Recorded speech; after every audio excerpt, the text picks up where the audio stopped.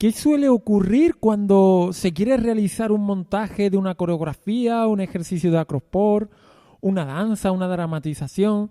No sé a ti, pero a mí en muchas ocasiones, entre otras cosas, me pasa que la ocupación de los espacios por parte del alumnado es la que es, ni más ni menos. Y hoy te quiero presentar una estrategia sencilla, divertida y potente para implicar de forma activa al alumnado en la creación de sus propias formaciones para sus propias coreografías y utilizando un material muy sencillo como son los tapones. Educación física, episodio número 105. Muy buenos días de nuevo a todos y bienvenidos a un nuevo programa, a un nuevo episodio de Educación Física, el podcast en el que hablo de todos aquellos aspectos que de un modo u otro están relacionados con el movimiento y la educación. En este podcast podrás encontrar recursos, experiencias, juegos, ideas que espero que te sean de utilidad o al menos te puedan inspirar para tus clases del día a día. Y por qué no, pues también encontrarás un poquito de motivación y compañía. Estoy grabando en Araal el día 6 de abril de 2019. Mi nombre es Francisco Javier Vázquez del blog El Valor de la Educación Física y si no lo has hecho todavía te invito a visitar elvalordelaeducacionfísica.com, mi hogar en la red y por supuesto también el tuyo, donde podrás encontrar no solo el contenido de este podcast sino también muchas cosas más. En el día de hoy te quiero hablar sobre la percepción espacial, ¿vale? Cómo ocupan los niños los espacios y las niñas a la hora de montar una coreografía, a la hora de realizar un montaje coreográfico. Y lo que quiero compartir es una estrategia muy sencilla, con tapones, pero muy divertida y que implica de forma activa al alumnado en la creación y a la misma vez los hace responsables de su propia formación. Así que, bueno, espero que te guste el podcast, pero antes de continuar te quiero comentar un par de cositas. La primera, que para cualquier tipo de duda, de consulta, de sugerencia, en fin, cualquier cosa me la puedes hacer llegar a través de elvalordelaeducacionfísica.com/contactar. Allí encontrarás un formulario y que a la mayor brevedad que puedes rellenar y a la mayor brevedad pues intentaré responderte, ¿vale?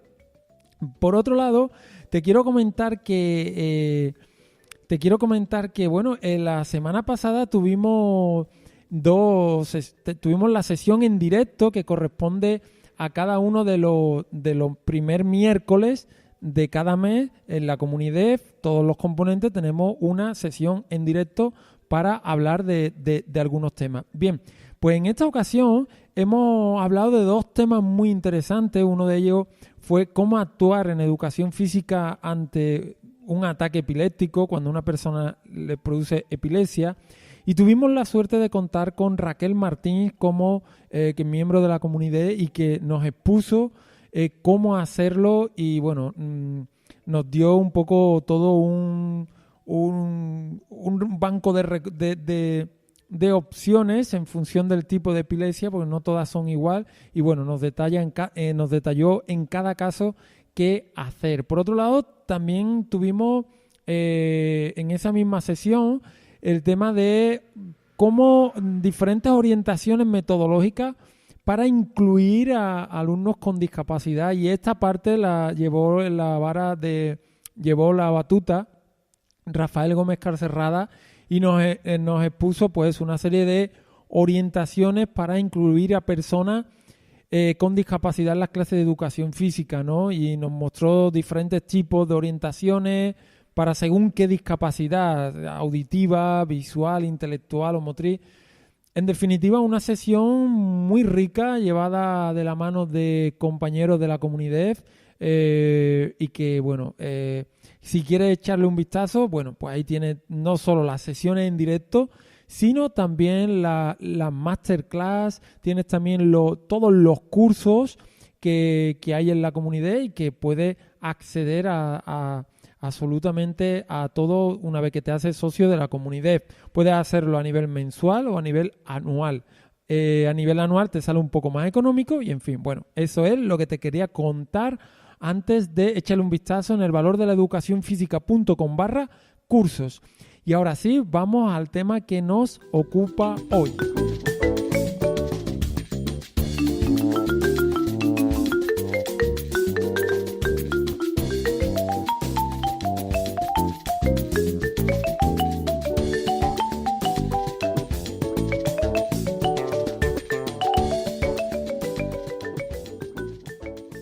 Bueno, como te comentaba, una de las cosas que me suele ocurrir cuando yo quiero montar o quería montar una coreografía era que el tema del espacio, de la ocupación de los espacios por parte de los alumnos era la que era, ni más ni menos.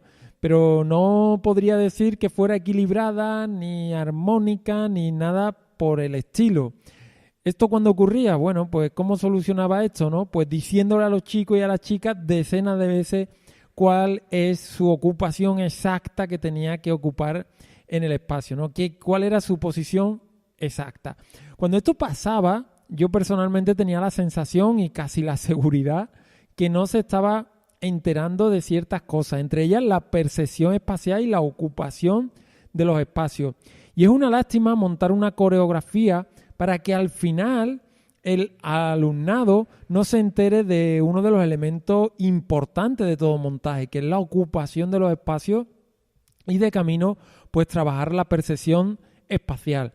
Pero además de este problemilla, existía otro, que eran las formaciones. Las formaciones que uno suele hacer, pues son las que son, ¿no? Que si formación en línea, que formación en diagonal, una línea delante de otra.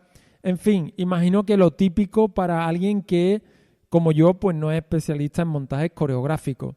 Ahora bien, ¿se puede abordar esta situación de otro modo? Más allá de decirle, niño, ponte aquí, ponte allí, otra vez aquí. Pues yo no sabía, pero hasta que el otro día, a raíz de un curso que he realizado con Gabriel Baudagna, que es docente de flamenco, bailarín y coreógrafo, entre otras muchas infinitas cosas, he descubierto una forma de no solo implicar al niño en estas composiciones espaciales de un modo muy sencillo y didáctico, sino también de trabajar otros aspectos relacionados con la percepción espacial. Por ese motivo quiero compartirlo contigo por si te puede ser de utilidad. Así que, bueno, vamos a ello. ¿Cómo implicar al alumnado en sus propias formaciones a través de tapones? Mira, vamos a poner un poco de contexto. En la clase hay 25 alumnos y se van a crear 5 grupos de 5 personas. Cada grupo tiene que montar su propia coreografía. Y vamos a centrarnos en la ocupación de los espacios, ¿vale? Es cierto que la ocupación de los espacios también está relacionada con el mensaje que se quiere transmitir, etc. Pero de momento nos vamos a centrar exclusivamente en la ocupación de los espacios. El ejercicio es sencillo y consiste en lo siguiente. Primero, cada niño tendrá 5 tapones de diferentes colores o de un tapón por integrante del grupo, ¿vale? Cada niño un tapón. Segundo, igualmente, cada niño tendrá un folio que hará de escenario. También es válido delimitar una zona pequeña en el suelo que haga la misma función, pero yo recomiendo un folio porque luego nos servirá como hoja de trabajo. Entonces, ese folio, el niño tiene que, tercer paso, cada componente del grupo tiene que distribuir sus tapones, ¿vale?, de colores sobre el escenario, es decir, sobre su folio. Tiene que crear sus formaciones. Una vez lo tengan, ya tienen el grupo las 5 formaciones que harán a lo largo de la coreografía. Fijaros, cada uno ha montado una y de este modo, pues cada uno pues tiene la opción de aportar su propia formación. Lo último que faltaría sería asociar a cada componente del grupo un color del tapón para que tenga claro dónde se ubicaría en cada una de las formaciones. Por ejemplo, fulanito es color azul. Bueno, pues fulanito en la composición que ha hecho los diferentes miembros del grupo, pues se ubicará en donde esté el tapón azul. Consejo, previo a este ejercicio, creo que es interesante hablarles escuetamente a los chicos y chicas de formaciones, de la ocupación de espacios, etcétera, etcétera. Dependerá del nivel de donde estemos poniendo en práctica este ejercicio, ¿vale? Que pues se hablará con mayor o menor profundidad. Hasta aquí todo bien, pero si nos quedamos aquí, pueden surgir problemas del tipo que el tapón azul, que era fulanito, por motivos de azar, se ha quedado en el fondo siempre. O no se sabe cuál es la primera formación ni cuál la segunda. Así que vamos a ver cómo solventar estos inconvenientes. Ya tenemos el ejercicio. Como has podido ver, es un ejercicio sencillo, pero muy potente a nivel didáctico. Y ahora vamos a ver lo que sería la dinámica grupal para que todo fluya y cuadre correctamente a nivel didáctico. Primero, cada persona del grupo trabaja individualmente en su formación, justo lo que acabamos de comentar. Segundo, se reúne el grupo y comparten sus formaciones. Todos ven la de todos, pero cada chico o chica es responsable de su formación. Nadie puede cambiar las formaciones salvo su responsable. ¿Vale? Tercer paso, se comprueba que todos los tapones tienen un protagonismo similar en el conjunto de todas las formaciones. Tenemos 5 formaciones y comprobamos que más o menos pues todos los tapones tengan un protagonismo similar, o al menos que no haya uno que no aparezca nunca en primera fila o cosas de este tipo. Si está equilibrada, sería el cuarto paso, si está equilibrada, se deja tal cual.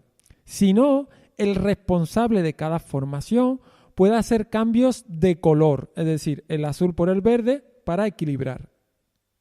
Pero no de formación, si no podemos volvernos locos, aunque podría ser, pero si no es más complejo. Quinto paso sería, si está todo correcto, cada responsable procede a dibujar sobre su folio la distribución que ocupan los tapones y el color del mismo. Aquí si tenemos colores es fundamental, pero en educación física normalmente no tenemos. Por lo tanto, ponemos con un lápiz o un bolígrafo, dibujamos la posición exacta y le ponemos verde, ¿vale? Rojo, azul. Una vez tengamos esto, seguidamente se procede a determinar cuál será el orden de las formaciones en la coreografía. Es decir, cuál será la primera formación, cuál la segunda, cuál la tercera, etcétera, etcétera. El séptimo paso sería sortear, por sorteo, asignar un color a cada componente del grupo. Es decir, lo que hemos dicho anteriormente. Fulanito va a ser el tapón, le ha tocado el tapón azul. A Cetanito el rojo. Y el último paso será practicar y practicar. Es decir, nos ponemos en una formación, pasamos a la siguiente y a la siguiente. Quiero aquí resaltar que como cada formación tiene su propio responsable, este será quien se cerciore de que la formación salga tal y como estaba diseñada. Es decir, él es el responsable de su propia formación. ¿Vale? ¿Qué implicaciones didácticas tiene esta dinámica? Bueno, pues son muchos los aspectos a nivel didáctico que se trabajan con esta estrategia tan sencilla. El primero que resalta es la implicación de cada componente del grupo en la creación de la coreografía, ¿vale? Nadie está mirando y otro trabajando. Yo tengo que trabajar y diseñar la formación. Sí o sí. Entonces, sí o sí todos son partícipes activos y responsables de una parte concreta de la coreografía, ¿vale? Otros 3 aspectos que me encanta a mí trabajar en educación física y que se potencian con esta estrategia son la autonomía. El alumnado tiene total libertad para hacer, tiene que ser proactivo, si no la formación no se crea no se crea sola. Después la resolución de problemas, tiene que ubicar en un mismo espacio diferentes componentes. Y la creatividad, ¿vale? Nadie dice cómo tiene que hacerlo. También al poder tener en miniatura el escenario, es decir, el folio y los participantes, que serían los tapones, se facilita enormemente la comprensión espacial de lo que está ocurriendo, así como su propia manipulación. Esto hace que la percepción espacial sea más significativa y cercana. Y otro aspecto importante que me gustaría resaltar es el trabajo que se realiza sobre el binomio representación gráfica y realidad, ¿vale? Este aspecto es fundamental a la hora de trabajar la lectura de mapas, por ejemplo, también para trabajar la orientación, la abstracción, que es un proceso cognitivo superior, etcétera, etcétera, ¿vale? ¿De qué otra forma podemos aplicar o en qué otro momento podemos aplicar este tipo de estrategia con tapones y ocupación de espacio? Bueno, pues esta estrategia no solamente se puede utilizar a la hora de realizar un montaje coreográfico, sino también se puede aplicar a otros aspectos de educación física. Por ejemplo, se puede aplicar a las danzas del mundo. Normalmente se bailan en gran grupo y en círculo, pero ¿por qué no podemos utilizar esta estrategia para que cada persona defina la formación en la que quiere que se trabaje la danza? En este caso, habría que hacer grupos más pequeños para que fuera viable poder realizar todas las formaciones dentro del grupo, ¿no? Entonces, ¿en qué otro ámbito podemos hacerlo? Pues a la hora de montar un ejercicio de acropor, ¿vale? Y también podría utilizarse a la hora de montar una dramatización. Cómo se van a ocupar los espacios a lo largo de la misma, quién los va a ocupar, y todo esto con los taponcitos pues se puede hacer súper bien. Al montar un número de circo también sería interesante definir la ocupación de esos espacios, incluso para la ocupación de espacios en ciertas prácticas deportivas, ¿vale? Para el tema de aspectos tácticos. Es decir, en definitiva, cualquier representación o actividad que requiera la ocupación de espacios, se puede aplicar esta estrategia con tapones previa al montaje o previa a la ejecución de la misma, ¿vale? Entonces, bueno, resumiendo, creo que es una estrategia que para llevar a cabo esta estrategia de percepción espacial, creatividad, responsabilidad personal dentro del grupo, etcétera, solamente se va a necesitar algunos tapones y un folio. Y una vez se tenga y se ponga en práctica en una ocasión, esta estrategia puede ser utilizada para trabajar otros contenidos como puede ser acropor, danza del mundo, dramatizaciones, de expresión corporal, etcétera, etcétera. Así que, bueno, espero que te haya sido de utilidad esta estrategia que te he contado. Creo que, bueno, a mí me ha gustado mucho cuando la estuve viendo en el curso y quería simplemente pues compartirla contigo. Y ahora voy a pasar a contestar algunas preguntas de tipo personal que tenían pendientes, que me hicieron llegar algunos compañeros para el programa 100. Así que voy a contestar algunas de ellas ahora.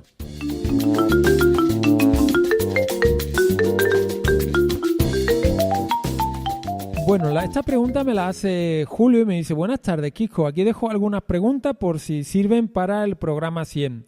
¿Podemos desde la educación cambiar el mundo? Buena pregunta, Julio, y filosófica al mismo tiempo. Bajo mi punto de vista, sí, se puede cambiar el mundo desde la educación. De hecho, se cambia el mundo desde la educación. Aquí el problema, o digamos el escollo, es quién está al frente de esa educación, y no solo un docente, sino como sistema. Pero cuando empieza uno a subir escalones y empieza a ver el sistema, quién lo hace, por qué lo hace y demás, puedes caer en la sensación esta de ¿sirve de algo lo que hago? Pero a mí personalmente, cuando me pasa un poco estas cosas, siempre me gusta aterrizar y decir: yo soy el responsable de los niños a los que les doy clases durante el tiempo que les doy clases. Por lo tanto, durante ese tiempo, sé que es poco, voy a intentar aportar lo que puedo en lo que creo y en lo que, bueno, marca y establece el currículum, ¿vale? Entonces, ¿se puede cambiar el mundo? Sí. Si yo en mis 2 horas o en mis 3 sesiones de educación física incido sobre el alumnado en el tema de del juego limpio, del respeto de reglas, del respeto hacia los compañeros, si yo incido en esos aspectos, ¿es mejor que si no se hace en ningún lado? Por supuesto que sí. ¿Sería mejor que también lo hicieran desde el resto de claustro de profesores?